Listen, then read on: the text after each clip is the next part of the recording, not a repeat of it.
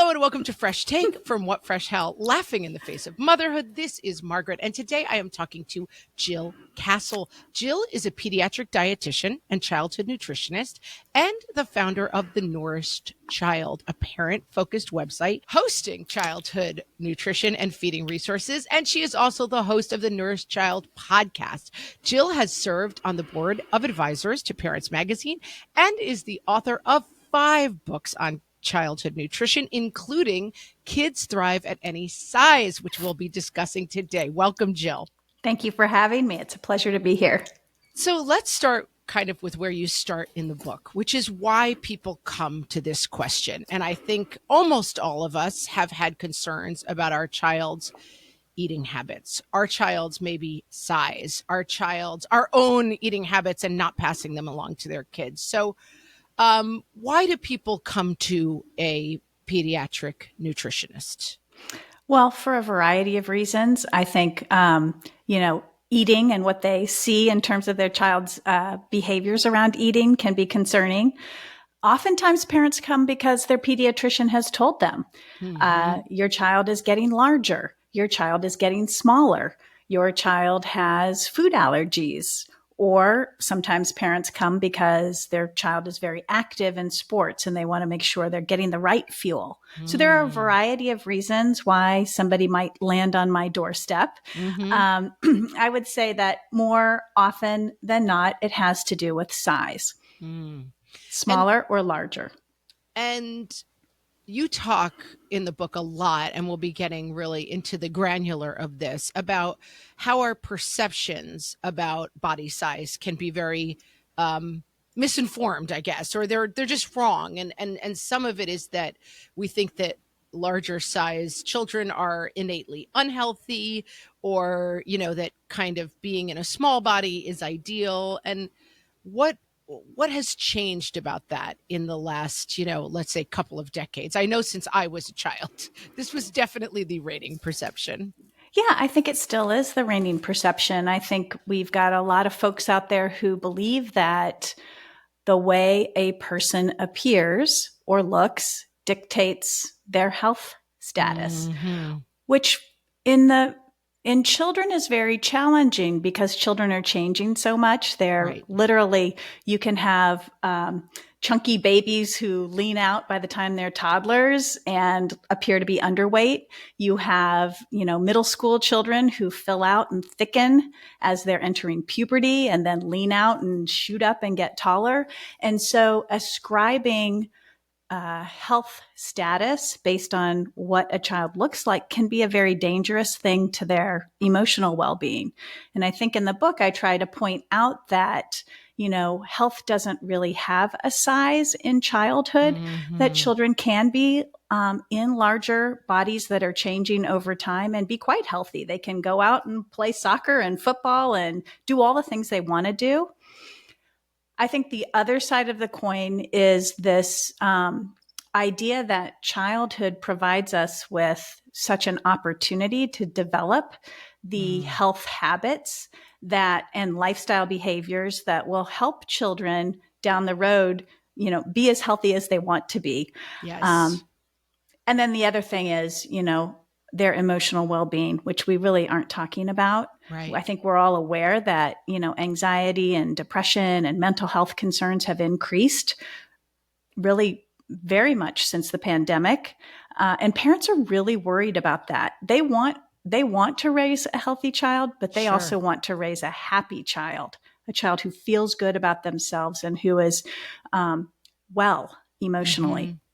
We talk a lot on the podcast about our own issues around body size, weight, nutrition, and trying to break a lot of cycles that we were raised with. I mean, I certainly came from a generation, and I still see it, of food and size are so linked together, and that it was hard to have a meal where someone didn't comment on the fact that I shouldn't have eaten that. Oh, I'm going to regret that. And that food and being thin were so, basically that being thin was so important that food was almost considered an enemy growing up, that like this relationship to food is this something that we have to fear because it could cause this terrible thing to happen to us, which is that we wouldn't be thin. Mm-hmm. And you talk in the book about starting to unpack, and I think for a lot of our audience, how do we start to unpack our own issues around food and thinness? Because we can say, and I understand so much more now about this, and I've done a lot of work on myself and around it, but man, those voices are deep in your head about this stuff. It's hard to get Oh, rid of them. for sure. For sure. I think awareness is key. And when we're raising kids, I have 4 of my own. They were all born close together. Man, could they trigger me? You know, one of the big, I'm not so much about food for me, but like if they said no to something I requested, this voice in my head was like, wait, I never got to say no when I was a kid. Like I had to follow the rules, right?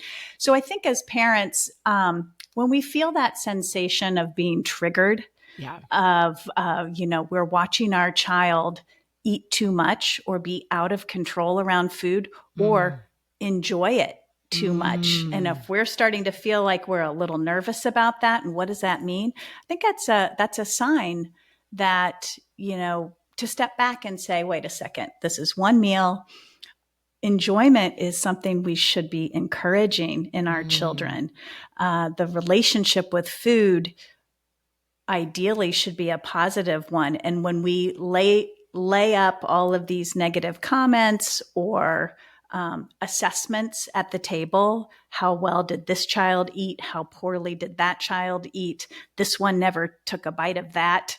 When we start to assess and critique, it takes the joy out of eating for children. Children need to be able to come to the table and look forward to being together with their family. They don't have to, receive a perfect meal all the time. And I don't think family meals are really that much a part of, I don't feel like the food at family meals is as important as the connection and the camaraderie. Right. When children develop sort of a negative association with food or a negative relationship with food, that's where we start to then see body dissatisfaction. We start to see dysfunctional eating. We start to see the spectrum of disordered behaviors around food.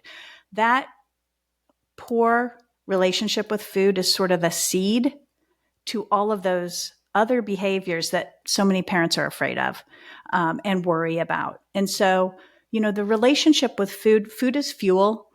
I say to parents all the time, I say to kids too, it's just fuel. Your body is like a machine. We have to put fuel in the body in order for it to go. There are some types of fuel that are highly nutritious. In the book, I call it highly nutritious food. Decently nutritious food might not be the most quote unquote healthy that some people view it, but it does provide nutrition. It does provide energy. And then of course we have minimally nutritious food that mostly provides a lot of enjoyment. And yes, these are foods that, like sweets and treats, that we want to have strategies around and policies and flexibility, but also, some sort of boundaries around so they're not carte blanche. But circling back to that positive relationship with food, that's super important for parents to think about as they're interacting around food in the meal table with their children, and also to reflect on their own relationship with food.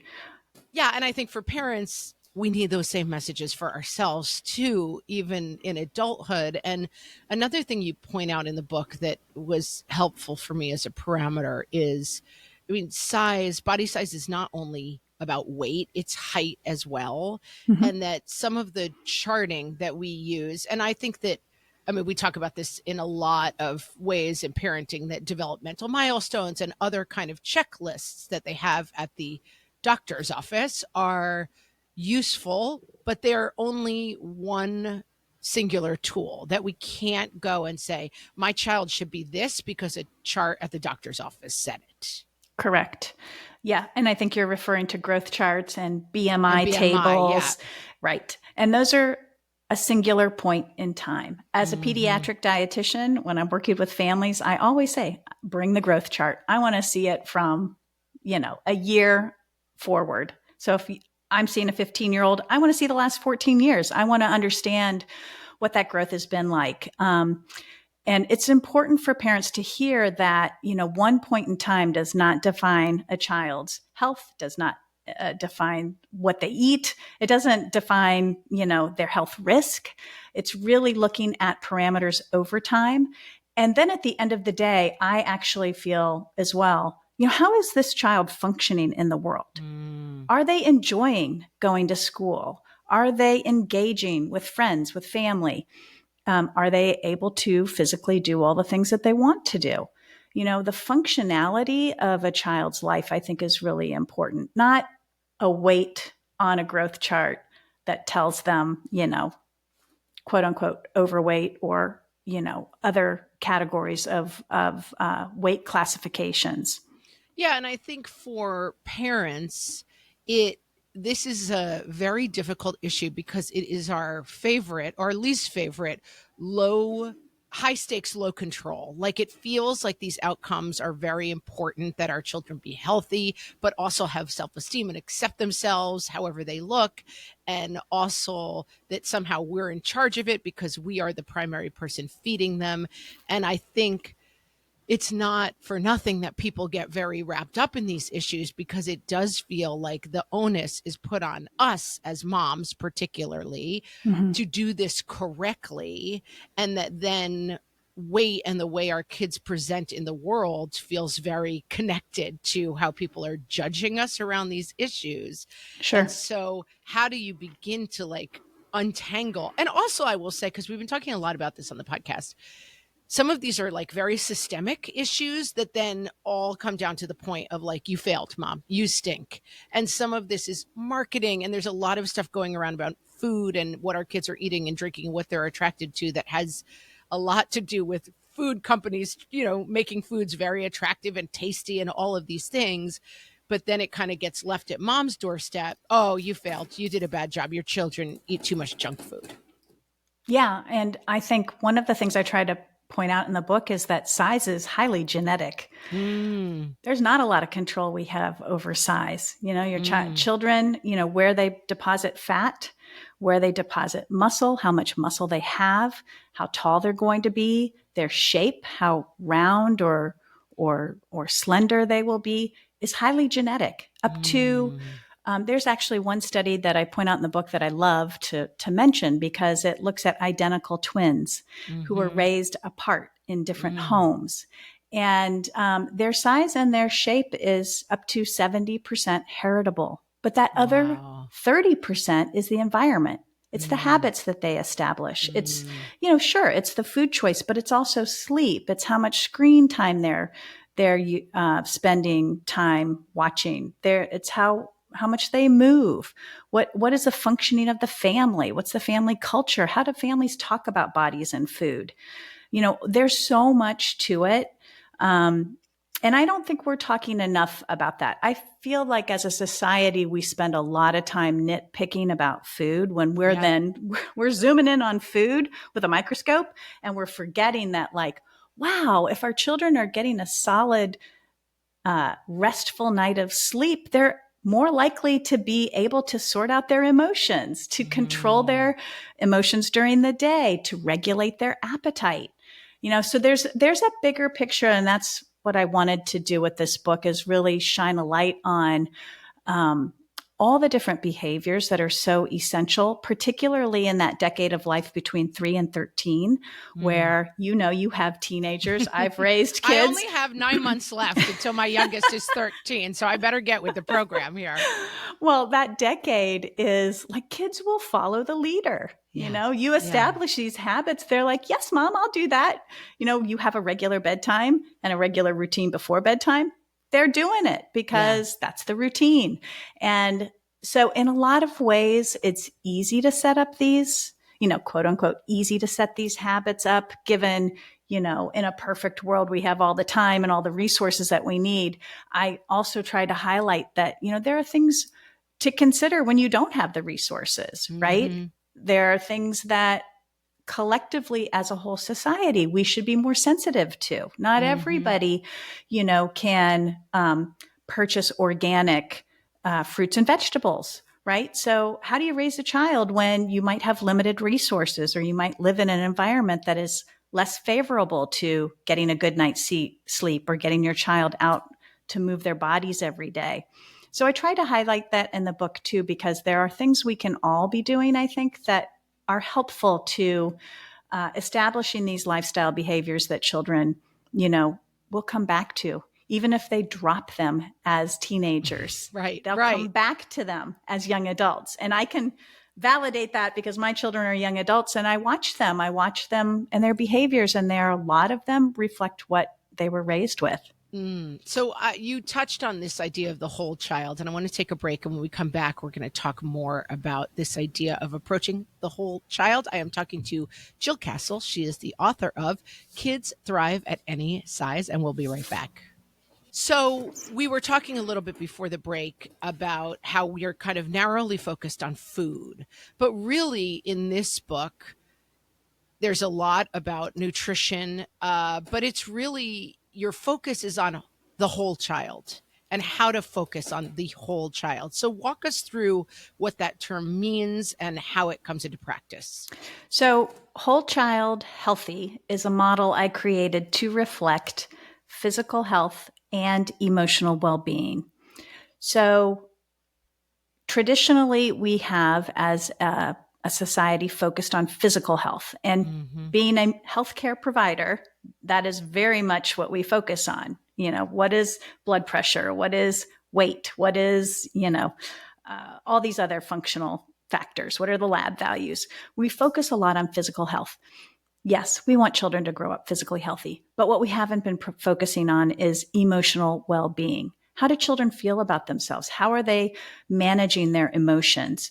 How are they, particularly feeling about the skin that they're in, especially if their body is larger or smaller?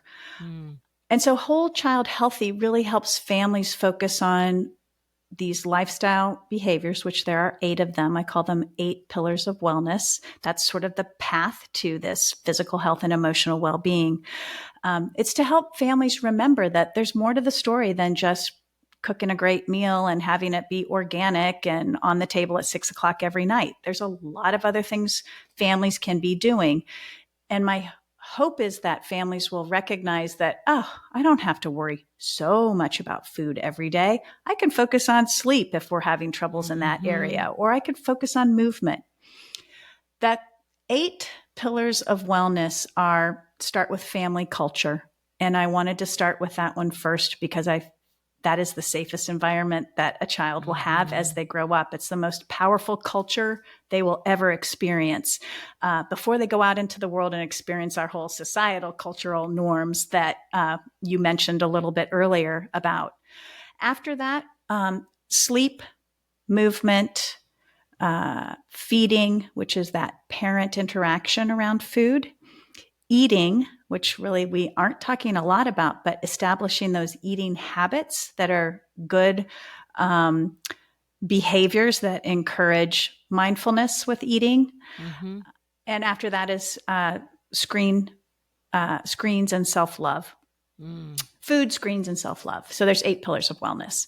And I ended with self-love because I felt that in a world where society focuses so much on appearance, we need to double down as parents on cultivating self-love within our children. Yeah, and I want to focus on that for a moment. That I think that we talk about this all the time, self-esteem, and how do I find it? And people kind of approach self-esteem sometimes with their kids as if it's like a treasure hidden somewhere and they need to find the roadmap and then their kids will find this self-esteem. But self-esteem is kind of the boring everyday work of, and let's go through some of the things you talk about in the book because I think they're really important. Self-esteem is not something you give a child. It's something you help a child find. Yes. And so how do we start to do that? Some of it is praising outcome, right? And not praising like process. Praising process. Did I say outcome? It's exactly the opposite. It's praising process over outcome. And this does have to do with, I think, body size and appearance, and that, I think especially for young women having a daughter, like, oh, you're so pretty, oh, you're so beautiful, like that kind of praise, it's very exterior. It doesn't really get at something that is essential Mm-hmm. to the child. So how do we work against some of the messaging that our children are receiving, that to be the best and to shine on the shiny podium is what's important, but we really want that to be internal to them? Yeah. I think in that chapter, I talk about worthiness, self-worth. So I sort of showcase that as, just because you exist, you are worthy of respect and dignity, no matter your size, shape, color, creed, all of this stuff. Self-esteem is, as you said, something children learn really based on the skills that they develop. Like Mm, cooking, reading a recipe and cooking a meal, a child independently, that builds self-esteem because it's a skill that they learn. It turns into, I can do this. I've got right. this.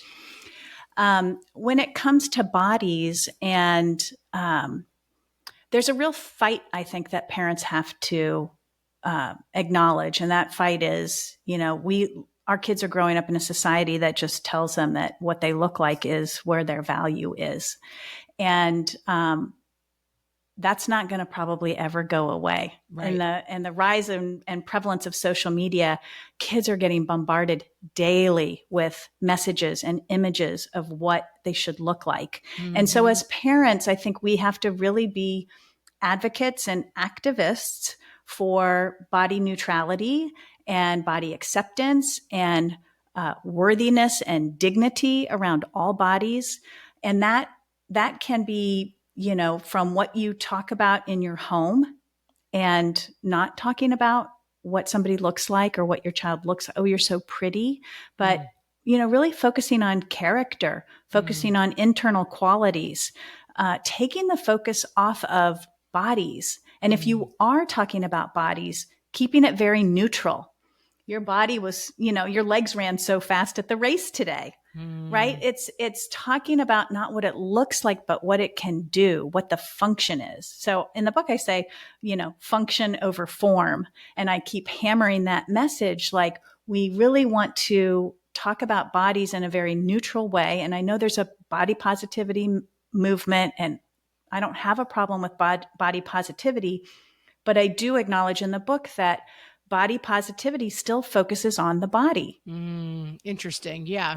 And I think I want to really click on something that you said, because I haven't really thought about it in this way. But society, I think that I am very up on body neutrality and not talking about bodies. And I've done a lot of work around that. But I think sometimes, now that I especially have teens, that you do have to acknowledge on some level the other messages that they're getting, because Mm-hmm. otherwise I think it can feel like you're just on a planet by yourself with total body neutrality, where they are, as much as we try to limit what comes in, the messages is they are still getting the social media message constantly that, Mm-hmm. like, hot bikini body is what really matters, no matter what your mom says at home. So is there a way to talk about that and kind of bridge those gaps, like to be able to say, we support body neutrality, but I also am going to acknowledge the fact that that is not a message you're getting everywhere you go?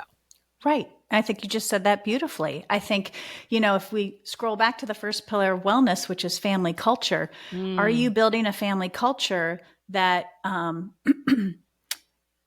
that respects all bodies, and that your mm, young children are seeing you talk to people of all sizes, and that you socialize with people of all sizes, and you embrace and celebrate people of all sizes. And this is in the family, it's in the preschools, it's in the school system. We need almost like an overturning of how we talk about bodies of all sizes.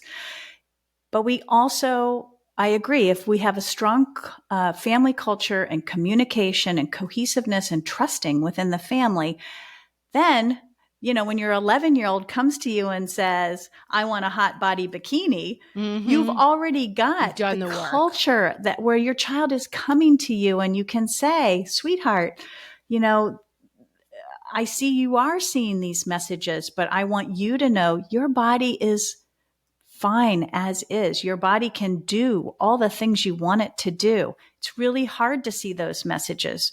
It's really hard to see those, representations. But very few people have the body that meets that ideal. And we need to tell our kids that. And then in terms of even within the family culture, we might have people within the family who are still struggling and verbalizing messages that we are not thrilled with. So Yes. Aunt Jane, who comes over on Friday night, is always like, oh, I shouldn't eat this, or watching something and saying, oh, that person's beautiful and that person's not beautiful because one is a different size than the other. So that's also something. Do we just counter message that again? Like Aunt Jane, has ideas about this that. Yep. We counter message that. And in the book, I provide a lot of language and phrases that parents can use, because I would say this is probably my top number one question that parents say. How do I deal with, Thanksgiving when everybody is hounding my child to eat more food, or judging me because my child is larger or who has gotten larger over the summer, right? There's a lot of stigma and discrimination around size and around food and around eating. And so, having some key phrases and responses when people are saying things that don't align with your family culture, your family values, and letting your child see you stand up and have, take a stance on their behalf, on behalf of all bodies, really. Mm-hmm. And we're going to talk, go into the pillars in the third segment. But before we get there, I want to talk. We have a lot of listeners, including some of hosts who have kids who have specific needs, and how this messaging, and I was really glad to see in the book how much you include about kids who might have autism, ADHD, that how does this conversation and these messages affect kids who might have specific dietary needs or dietary challenges? Yes. So there are lots of kids out there that have specific dietary needs. And for example, children who have food allergies, for instance, kids who are underweight in an unhealthy way and who may need, modifications of their diet, even children in larger bodies who might have health conditions that could benefit from modifications in their diet, such as high blood pressure, for example. It's a delicate dance in terms of how we portray what our selections are for our children. I think less talk is better when it comes to food and diets and eating patterns. I find that, I've been a dietitian for 33 years and I've worked with lots of families, and I feel that children really get bogged down with these messages of, we have to follow the DASH diet because you have high blood pressure. Children don't need to know they're on the DASH diet. They just need their parents to, modify the food in the home and select things and present them that will accommodate their children's, individual needs. When we talk about food with children, it's very easy to slide down the food shaming slide. And there is a lot of food shaming, and food shaming can be very elitist. It can, everybody has the ability to pick what they want to pick to feed their children, right? A lot of us choose what, works within our socioeconomic status. I had 4 kids. We were in, I wasn't buying a lot of organic at that time. I had 4 young kids and we were, trying to stay on a budget. And I was delighted that they would eat fruits and vegetables. I didn't care if they were organic or not. I wanted them to eat fruits and vegetables. So I think when we talk about food, we have to be careful about food shaming and this sort of hierarchy and morality around this food is better than that food, because kids pick up on that stuff. And again, while we all have our individual realities and our ability to choose what we want to serve our children, we also need to acknowledge that some people don't have that luxury of choice. Mm-hmm. Some people are on very real budgets, on very real constrictions, and they deserve respect too. And so I talk about food shaming in the book and sort of encourage parents to be, again, neutral about food, because all foods can fit. It's really about the flexibility around food and the balance that you strike. I just was at a wedding with all of my family. We were eating fast food on the road, and we had more cupcakes and cake than we would normally have. Fine. We all enjoyed it, but it's Monday. Let's get back on track, right? Mm-hmm. Everybody was like, I'm going home. And my kids are a little bit older and live in their own apartments, but they were all like, oh, I'm back on, I can't wait to go grocery shopping and plan my meals and get back on my walking routine. And, they all, it's fine to indulge. Right. It's just finding that path back to your regular, how we call it, back to one on the podcast, heading back to where you feel the best. Exactly. I am talking to Jill Castle. She is the author of Kids Thrive at Any Size, and we'll be back to talk about those 8 pillars of wellness. So we talked a bit about the first pillar, family culture. I think that when we kind of understand sleep, this is a hard one. Again, it feels very low control sometimes. How do we foster good sleep in our children? Yeah. So I have a how-to section in each pillar of wellness. Yes, it really get the book because it walks you through these things very clearly. So we'll just hit on a couple of highlights. Yeah. Because and then there are very clear takeaways at the end of every chapter. It's one of those books that's like a user manual. It's not like a 30,000 foot theoretical view. It's very practical. Yes, very practical. So the most important thing about sleep is to know, in terms of the science, as it relates to children's health and growing and all that good stuff, growth hormone is secreted while children sleep. So they're growing when they're sleeping, literally. And it also helps children regulate their appetite. And so we do want to have kids get sort of their recommended hours of sleep, but it's not an hours game anymore. It's a sleep hygiene. It's a quality of sleep game. So your child could be in the bedroom, laying in their bed for 7 hours and only sleeping for 4 hours, right? So we really do want to encourage, good sleep hygiene, which really means routines around sleep, dark rooms, minimal light, no computers in the room, no really phones, people, no phones. Exactly. Minimizing the noise, calm bedtime routines before bedtime with young children. We're not roughhousing and running around and jumping on trampolines. Like they really just need sort of, so I go through all of these things that parents can do to encourage good sleep hygiene and quality sleep. Again, it has an impact on their physical health, and it also has a positive impact on their emotional well-being. Well-rested kids navigate the world much better.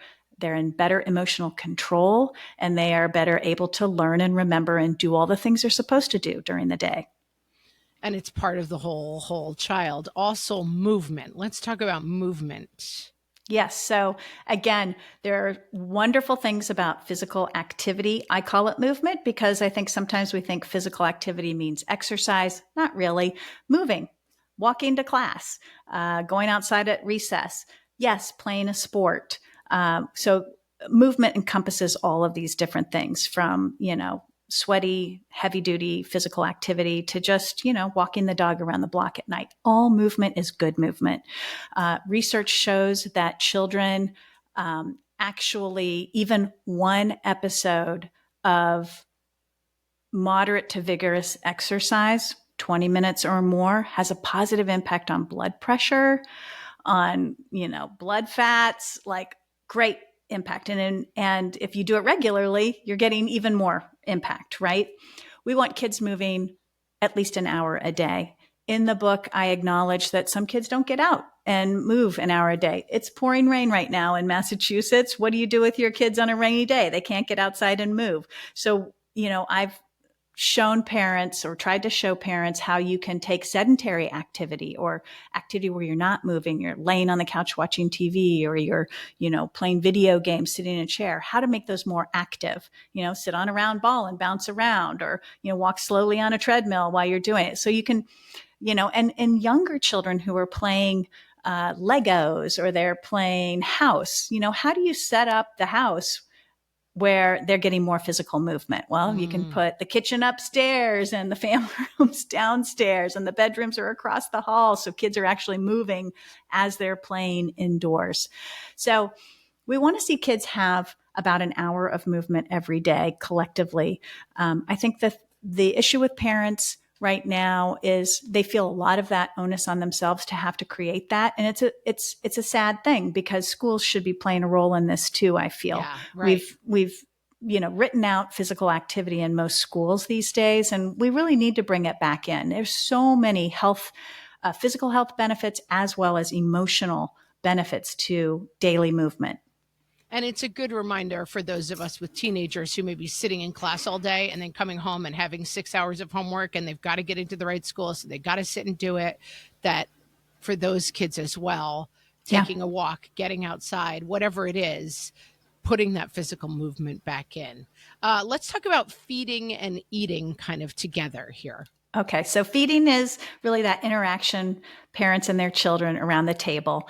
We know there's counterproductive feeding, things like take another bite, or, oh, you've had enough. You can't have second helpings. You've had too much.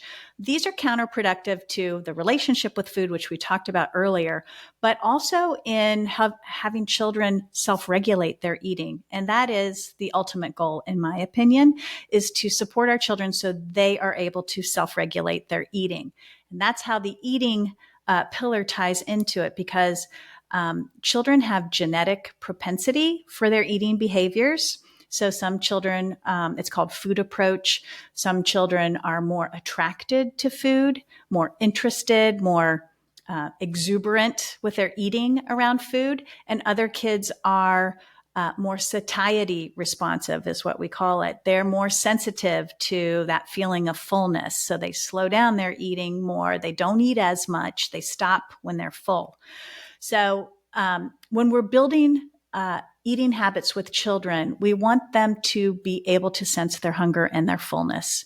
And we want them to have a keen sense of what that feels like, and let that govern whether they're eating and how much they're eating and when they're eating. Mm-hmm. So there are lots of little tricks in the eating pillar that I help parents, number one, build the awareness of their children of their appetite cues, but also if their children are older, building that sensitivity around mindfulness with eating, which is so key, right? If you're tuned into your body, and that's the ultimate goal, is that everybody eats what their body needs, right? Not because mom told me to eat 2 more bites, right? Or grandpa said stop eating. That's what will make me feel good, right? Yes. And then you talk about food and having a nutrient lens when you approach food. I like this idea a lot.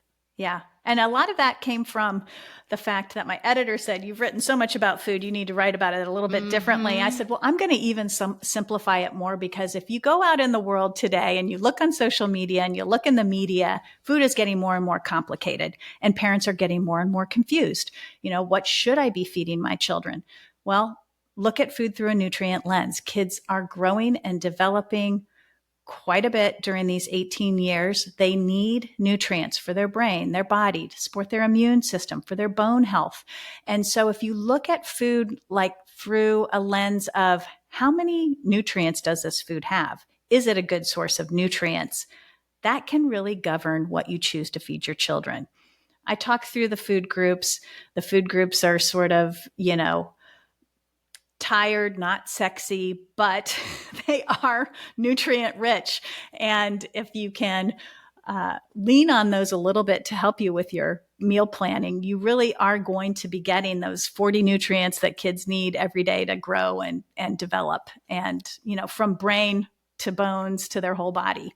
And it's one of the things we talk about a lot on the podcast. It's a little more work up front to sort of dig in and figure it out, but then it becomes habit. Like, oh, okay, I have this and this and this in the food groups, and then I could put them on. I kind of know that it's all there. Yeah. And then I don't want to get too deep into screens because it's a topic we've talked about a lot Sure. with a lot of experts around it. But why is it one of the pillars of the whole child health? Yeah, it's a pillar because I think that it has a huge impact on children's emotional well-being. So it's not so much of a heavy impact on physical health, although when we look at the research, children who spend a lot of time in front of screens spend less time being physically active. Right. And so that's really the tie there. But the emotional well-being piece, when you're bombarded every single day by these images of, perfect food, because you'll see a lot of recipes of perfect food out there or perfect bodies, it can really take its toll on children. The other thing, particular to children who may be growing up in larger bodies, that's where they're getting bullied. Cyberbullying is a real thing, and weight stigma, size stigma is happening online, and it's something that parents really need to be aware of. Mm-hmm.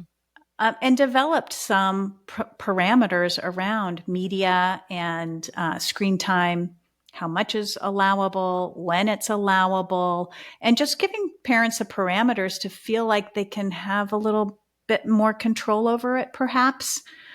Absolutely. And you talk in the book about creating a family manifesto. So let's just touch on this briefly.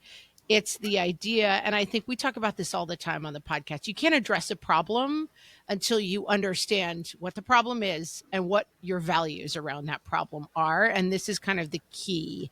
So tell us how to create a family manifesto around this issue. Yeah. Around screens or just in general? No, in general, around the whole child wellness and our kind of family approach to this idea about how do we make our kids thrive in any size. Right. So I included one in the book, a sample one.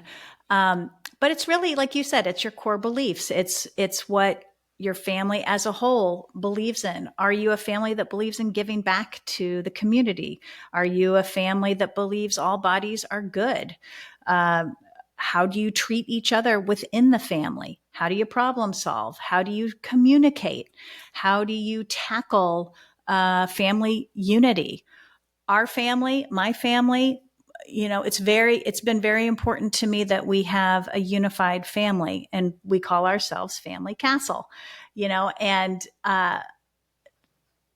when children grow up knowing that there's this unity, this way that we filter through problems, we handle problems, kids, when they are faced with these challenges, like a bully, for example, they're going to think, how does my family, what do I stand for? What I stand for is what my family stands for, right? Children don't know what they stand for. They're looking at the adults in their lives to help them understand and take a stance on that. And so I think for parents who might want to write a family manifesto, it's just really thinking about what are the values you want to raise your children with. And there are no good values and bad values. I mean, there's no judgment there. It's just what is important to you. And you can add to it as time goes by, and you can even have kids help you with it as they get older too. Absolutely. I actually printed out the copy from the book because I thought I want to do this with my family and just have it be kind of something that we really sit and think about. Like, what do we stand for? That's such a useful exercise. Yeah. This was such an amazing conversation. I have 400 more pages of notes on this book. So you have to just go and get it for yourself, people, because it's very usable, very easily approachable. Kids Thrive at Any Size by Jill Castle. Jill, tell our audience where they can find you and find more of your work. Great. So if you want just free nutrition resources, go to thenourishedchild.com or listen to the podcast. I have a lot of information there for free and some paid courses. If you are more looking for a consultant or somebody in private practice, I have a very small private practice. You can go to jillcastle.com. I do speaking and consulting and all of that stuff there as well. So fantastic. And we will link to the book and to all of those resources in the show notes of this episode. Jill, thanks so much for this conversation. Thank you so much for having me. It's been a blast.